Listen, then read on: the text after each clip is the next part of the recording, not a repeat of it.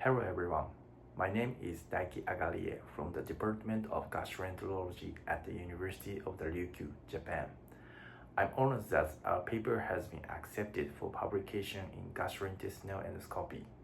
The title of our paper is Endoscopic Ultrasonography Guided Biliary Drainage via the afferent limb using a forward-viewing echoendoscope for managing choledochojejunal anastomotic stricture.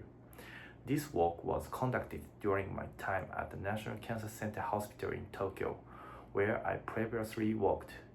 Today, I'd like to introduce and explain our recently accepted paper, along with some additional insights that were not fully described in the manuscript. Choledochojejunal anastomotic stricture are often encountered after surgeries for biliary or pancreatic cancer. These strictures are generally treated by EUS-guided. However, in some cases, complete strictures develop, making it impossible for a cancer cell to pass through the anastomosis. Bilibili is a common rescue method for such cases, but it is associated with reduced quality of life due to the need for external drainage. EUS-HGS is another alternative, but it is often not feasible in patients with isolated right bile duct strictures or those who have undergone left hepatectomy.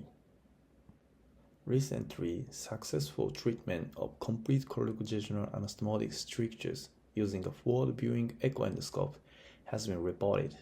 However, most of these reports have been limited to single-case reports. At the National Cancer Center Hospital, a high volume of surgical procedures for biliary and pancreatic cancers are performed.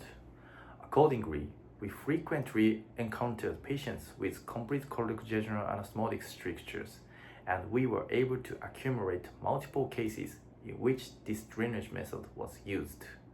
In this study, we referred to this approach as FV-EUS-BD, and we retrospectively reviewed cases in which FV-EUS-BD via the afferent limb was performed to manage complete anastomotic strictures. We have attempted this procedure in 15 patients. Notably, 73% of these cases involved strictures of the posterior branch, which are typically difficult to manage by EUS-HGS. Therefore, we believe this is a good indication for FV-EUS-BD. In addition, although limited to 2 cases, we successfully performed this procedure in patients with Roux-en reconstruction. In patients with Roux-en reconstruction, the distance to the choledochojejunal anastomosis is usually quite long, making it difficult to reach the site using FV-EUS alone. However, as shown in the image, if a guide wire can first be inserted into the afferent limb using a balloon endoscope, it may be possible to reach the anastomosis in some cases. Here are the outcomes of the procedure. The technical success rate was 93%. The overall adverse event rate was 21%, including cases of recurrent biliary obstruction. Procedure-related adverse events were limited to 1 case of bile leakage. Finally, I'd like to talk about the success rate of achieving a stent-free status. We attempted stent removal in 6 patients, and 3 of them experienced reintervention after stent removal. However, the reopened anastomosis remained patent, allowing EOCP to be performed through the same site. After multiple sessions of reintervention, all 6 patients are currently being followed without stent replacement. As shown in this image, multiple reinterventions may be required, but one of the strengths of this technique is that it offers the potential for reopening the anastomosis.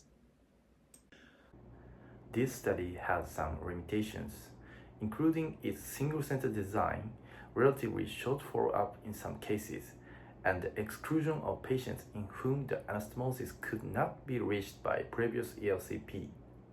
However, compared with existing rescue drainage methods, this approach offers some advantages.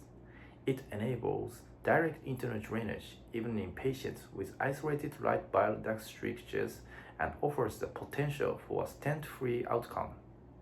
These benefits suggest that FV-USBD via the afferent limb could serve as a promising alternative for managing choledochojejunal anastomotic strictures. Thank you for watching this interview. I hope our findings will be helpful in your future clinical practice.